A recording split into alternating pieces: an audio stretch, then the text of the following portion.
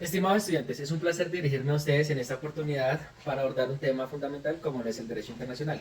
A lo largo de los próximos 10 minutos exploraremos diferentes aspectos de esta disciplina, desde su definición y alcance hasta los sujetos que la componen. Soy Camilo Álvarez y vamos a empezar. Según Brownlee, el derecho internacional es el conjunto de normas y principios que rigen las relaciones entre los estados y otros sujetos del derecho internacional. Esta definición destaca el carácter regulador del derecho internacional en las interacciones entre los diferentes actores que conforman la comunidad internacional. Su alcance abarca diversos ámbitos, como la soberanía estatal, los derechos humanos, el comercio internacional, el medio ambiente y la resolución de conflictos, entre otros. Su objetivo principal es mantener el orden y la paz en las relaciones internacionales. Según Schaff, una de las características más destacadas del derecho internacional es su naturaleza descentralizada. A diferencia de los sistemas jurídicos nacionales, no existe una autoridad central que dicte y ejecute las normas. Esto implica que los propios estados desempeñen un papel fundamental en la creación, interpretación y aplicación de las normas internacionales. Otra característica clave es su carácter consensual. Las normas del derecho internacional se basan en el consentimiento de todos los estados, ya sea mediante la celebración de tratados o la aceptación de costumbres internacionales. Ahora pasamos a hablar sobre la construcción de la comunidad internacional. La comunidad internacional se construye a partir de la interacción y la cooperación entre los diferentes actores que la conforman.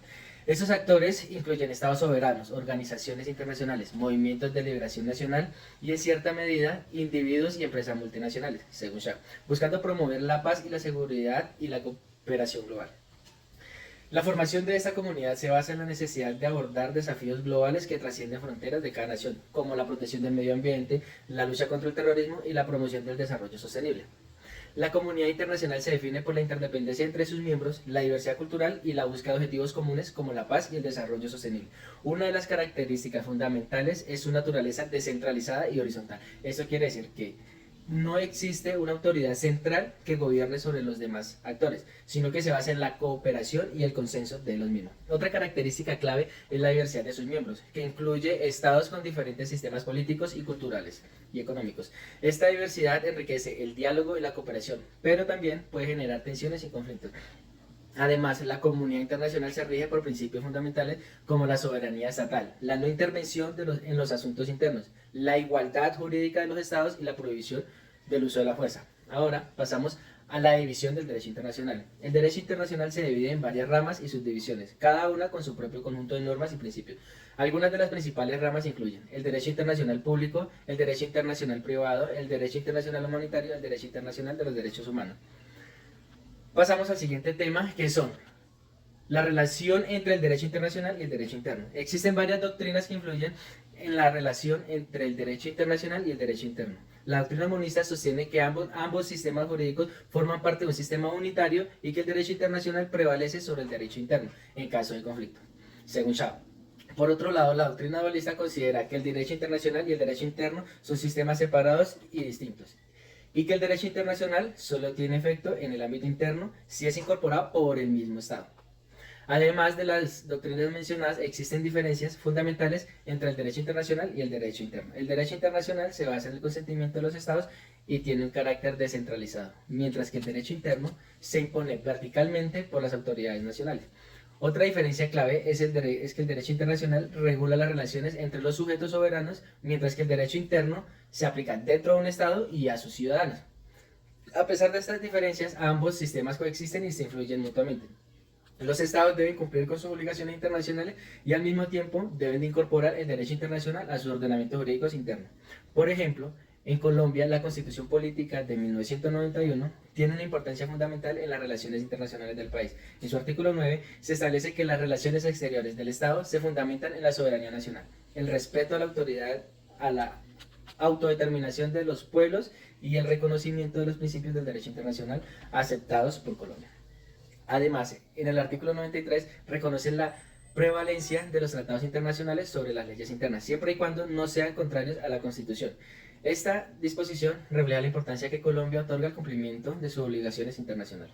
Igualmente, la relación entre los tratados y la Constitución son esencial en el ámbito del derecho internacional. Según el artículo 93 de la Constitución Política de Colombia, los tratados internacionales ratificados por el Congreso tienen una jerarquía superior a las leyes internas, pero inferior a la Constitución.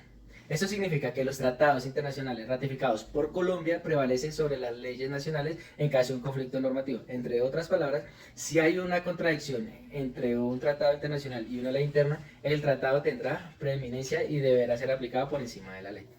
Sin embargo, esta supremacía de los tratados no es absoluta, ya que la misma Constitución establece que estos deben de ser conformes a ella. Por lo tanto, ningún tratado internacional puede contradecir los preceptos constitucionales, los cuales tienen primacía sobre cualquier otra norma en el ordenamiento jurídico colombiano. Para hablar un poco sobre la conexión entre tratados internacionales y leyes nacionales, decimos que, de acuerdo con la Convención de Viena sobre el derecho de los tratados de 1969, un Estado parte no podrá invocar las disposiciones de su derecho interno como justificación del incumplimiento de un tratado. Esto implica que los estados tienen la obligación de adaptar su legislación interna para cumplir con los compromisos adquiridos en los tratados internacionales que han ratificado. En Colombia, los tratados internacionales ratificados por el Congreso prevalecen sobre las leyes internas, tal como lo establece el artículo 93. Sin embargo, es necesario que estos tratados se incorporen al ordenamiento jurídico mediante leyes aprobadas por el Congreso. Por último, hablaremos sobre los sujetos del derecho internacional. Los sujetos del derecho internacional son aquellos actores que tienen capacidad para adquirir derechos y contraer obligaciones en el ámbito internacional. Tradicionalmente, los estados soberanos han sido considerados los principales sujetos del derecho internacional, según Shah. Sin embargo, en la actualidad se reconoce la existencia de otros sujetos como estados, que son los principales sujetos del derecho internacional, las organizaciones internacionales, entidades creadas por tratados entre estados o por acuerdo internacional, los individuos, que tradicionalmente los individuos no eran considerados, en la actualidad se reconoce su importancia. Las organizaciones no gubernamentales son entidades privadas que operan a nivel internacional. Las empresas multinacionales, especialmente en lo que respecta a su responsabilidad en materia de derechos humanos y medio ambiente.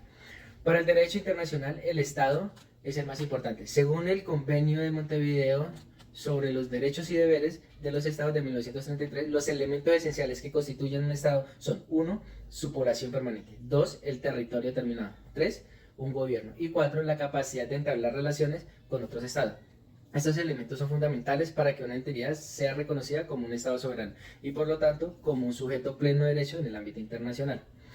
El reconocimiento de un estado o de un gobierno es un estado discrecional de cada estado soberano. Este reconocimiento implica el establecimiento de las relaciones diplomáticas y el otorgamiento de derechos y obligaciones en el ámbito internacional. El reconocimiento de un estado puede ser expreso o táctico y tiene consecuencias jurídicas importantes como la admisión en organizaciones internacionales y la celebración de tratados. Por otro lado, el reconocimiento de un gobierno se refiere a la aceptación de la autoridad efectiva de un gobierno sobre un territorio determinado independientemente de su legitimidad. Estos estados pueden estar sujetos a los cambios políticos, territoriales o de gobierno que puedan ocurrir, pero mantienen su continuidad como sujetos del derecho internacional. Esto se conoce como la identidad continuada o continuidad del estado. Esta continuidad implica que los derechos y obligaciones internacionales adquiridos por un estado se mantienen, independientemente de los cambios internos que pueda experimentar. Sin embargo, existen unas excepcionales, como la disolución o la unión de estados, que pueden alterar esta continuidad y requerir la aplicación de reglas específicas de sucesión de estados. Cuando se habla de la sucesión de estados, se refiere a la sustitución de un estado por otro en la responsabilidad de las relaciones internacionales de un territorio. Este proceso puede ocurrir debido a la disolución, unión o separación de estados y conlleva a la transferencia de derechos y obligaciones internacionales. Por otro lado, la extinción de un estado implica la desaparición de su personalidad jurídica internacional y la cesación de sus derechos y obligaciones. Las organizaciones internacionales, como las Naciones Unidas y la Organización de los Estados Americanos, son sujetos derivados del derecho internacional, como personalidad jurídica propia y capacidad para adquirir derechos y contraer obligaciones. El individuo también ha adquirido un papel cada vez más relevante en el derecho internacional, especialmente en materia de derechos humanos y derecho penal internacional. Sin embargo, su capacidad jurídica sigue siendo limitada y depende del reconocimiento de los estados. Finalmente, para concluir, el derecho internacional es una disciplina compleja y dinámica que regula las relaciones entre diversos actores en la comunidad internacional. A través de esta presentación hemos explorado su definición, características, divisiones y los sujetos que la conforman. Espero haber logrado brindarles una visión general y sólida de esta importante área del derecho.